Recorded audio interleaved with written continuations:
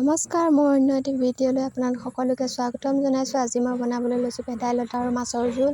তাৰ বাবে লৈছোঁ লোকেল বৰালি মাছ, 2টা আলু, মানধনিয়া পাত, 10-12 ফুটামান নহৰু আৰু লৈছোঁ এটা পিঁয়াজ আৰু ভেদাইলতা পাতখিনি মই ভালদৰে ধুই পিনি পৰিষ্কাৰ কৰি ইয়াক ছিঙি লৈছোঁ আৰু লগতে লৈছোঁ কুমলীয়া নৰসিংহৰ আগ আৰু মানধনিয়া, নৰসিংহ, ভেদাইলতাখিনি দি ভালদৰে মই পটাত পিহি লৈছোঁ।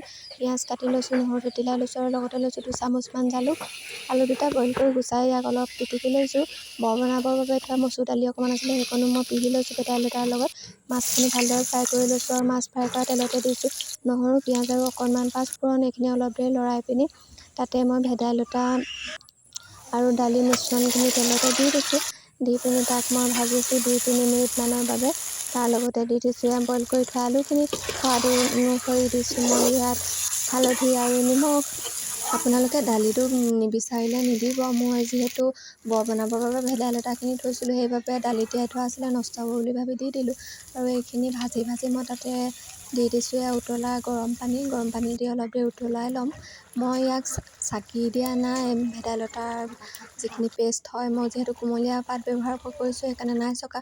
যদি বুঢ়া পাত ব্যৱহাৰ কৰে আপোনালোকে চাকি ল'ব পাৰে, নহ'লে অহিয়া লাগিব, খাবলৈ বেয়া হ'ব। আৰু মাছখিনি দি দিলোঁ 5 মিনিটমান উতলোৱাৰ পিছত। আৰু ইয়াক মই ভালদৰে আৰু 5 মিনিট তেনেদৰে উতলাই ল'ম ডাঠ হোৱালৈকে। আৰু 5 মিনিট উতলোৱাৰ পিছত এইখিনি মই ভালদৰে বাঢ়ি পিনি পৰিৱেশন কৰিবৰ বাবে দিছোঁ। আপোনালোকৰ ভাল লাগিছেনে নাই ক'বচোন। দেখিয়ে খাওঁ লাগিছেনে বাৰু? আপোনালোকেও এবাৰ ট্ৰাই কৰি চাবচোন ঘৰত। জালুকো এড কৰিছিলোঁ মই, দেখাব পাহৰি